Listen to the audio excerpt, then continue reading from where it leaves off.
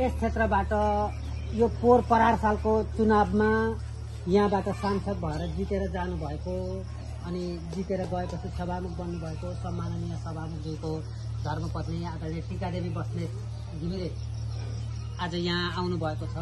उहाँलाई कसैले 28-30 हजार मान्छे बसेका छन्, 2-4 सय झुल्पललाई दिनुभन्दा अब त्यो जसले चाहिँ अलिक किन्न गाह्रो छ त्यो समुदायलाई, अनि त्यो मच्छरले चाहिँ धनीलाई पान्तलेमा बस्नेलाई पनि टोक्छ, तल गरिबलाई पनि टोक्छ, सबैलाई टोक्छ। झुल चाहिँ सबैलाई चाहिने हो, तर त्यो सबैलाई पुर्याउन सकिएन। त्यो कसैले उहाँलाई दिनुभयो, दिएपछि कहाँ लाने त भन्दा आफ्नै निर्वाचन क्षेत्रमा लैजाउँ न त भन्ने हिसाबले उहाँले त्यसरी लिएर आउनुभएको झुल। अनि यहाँ जस्तो वडा अध्यक्षहरूलाई, मेयर साहबहरूलाई सोध्दै गर्दाखेरि अब यो जनप्रतिनिधि, यस वार्डका सदस्य, वार्ड इन्चार्ज सचिव लगायत यहाँ सहभागी हुनुभएका मेरा आदरणीय दिदीभाइ सबैजनालाई मेरो नमस्कार छ। यो केही होइन, यो मैले तपाईँहरूलाई प्रचारको लागि र केही पनि एकजनाले तपाईँको 2 नम्बरमा सहयोग गर्छ नि त भने मैले यसो सम्झेँ। अझै गर्मी छ, गर्मीको बेला यो झुल चाहिँ भयो भने त अलिकति राहत हुन्छ कि थोरै भए पनि, धेरै त होइन थोरै भए पनि यही क्षेत्रमा लैजाउँ न त यहाँहरूलाई राहत हुन्छ कि भनेर मैले अनि अलिकति दिएको सहयोगलाई यो क्षेत्रमा एउटा झुल पठाइदिनुहोस् न भनेर उहाँलाई झुल बनाएर ल्याइदिएको छु।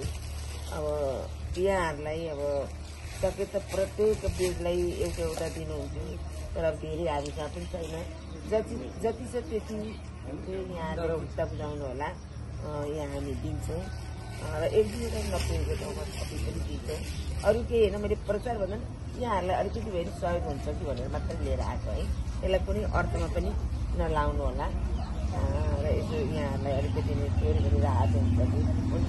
झुल त टाङ्नु भएकै होला, किन अहिलेको यो युगमा मान्छेहरू दुःखै गरेर भने 4-5 सय झुल त मान्छेले किनेर राख्छ नै, तर फेरि पनि दिउँ न त यहाँहरूलाई भनेर मैले ल्याएँ। अन्यथा अर्थ पनि नलागोस् है। पार्टी अध्यक्ष आइपुग्नु भयो।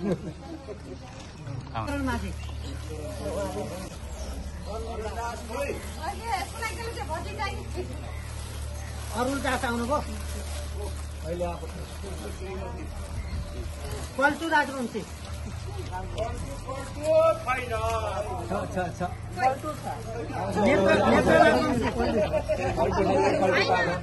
नेता राजवंशी चाहाल भाइ भनेको को हो? कान्छा बेगा तुलसी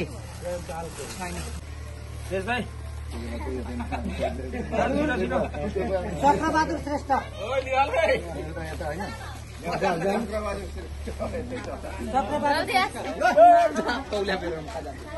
यहाँ छेउमा बस्नु है। बया ठाकुर, चन्दन ठाकुर हो। चन्दन भनेर माथि राख्ने हो। त्यो भाइलाई मैले सम्झेको छ भन्दिनँ है। सिद्धि राजवंशी केरकेरु, विश्व राजवंशी केरकेरुको बुहारी, सुशील राजवंशी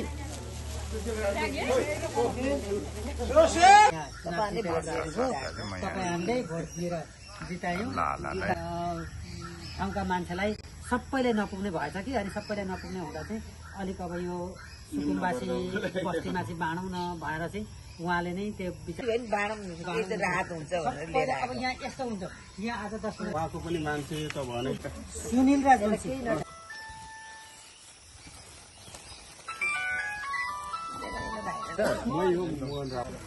फुलकुमारी राजवंशी, लक्ष्मी राजवंशी आउनुभयो। फुलकुमारी उहाँ हुनुहुन्छ।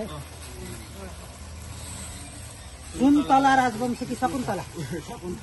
शकुन्तला। कृष्णा राजवंशी,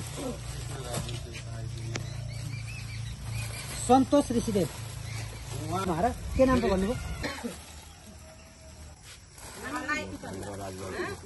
नाम निकाल्नु एक्लै हुनुहुन्छ क्या उहाँ? ल आउनु तपाईँ होइन यो लु जुग नारायण ल दाइ लु लगाएर सुत्नु है ल ल्याइदिएको छ शम्भुलाई ल्याइदिनुपर्छ है भनेर मैले भने राइट गर्नु अर्को के नाम छ अर्को अहिले एकछिन न यहाँ बसौँ र नाम बोलाउँ न यसो नगरौँ न यहाँ नाम बोलाउँ न इच्छामा आउनु भएको छ अघि यहाँ एक घर एक जुन एक बेला दर्जी अम्बिका सन्तोषाको छैन है इन्दु विक सुनिता माटी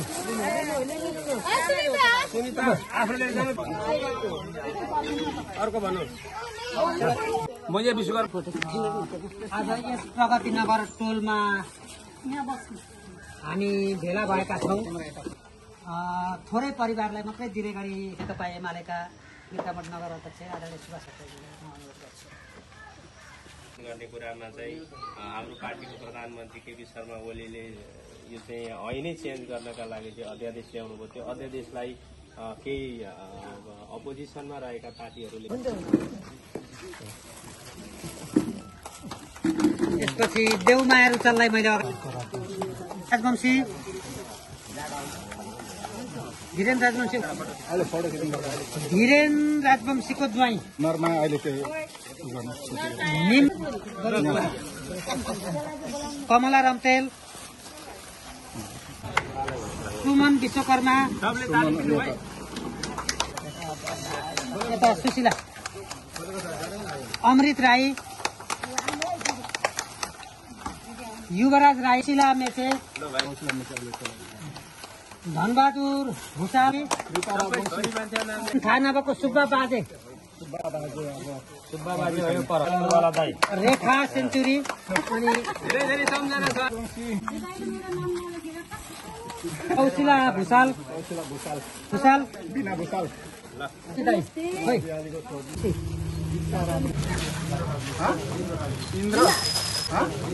इन्द्र राजवंशी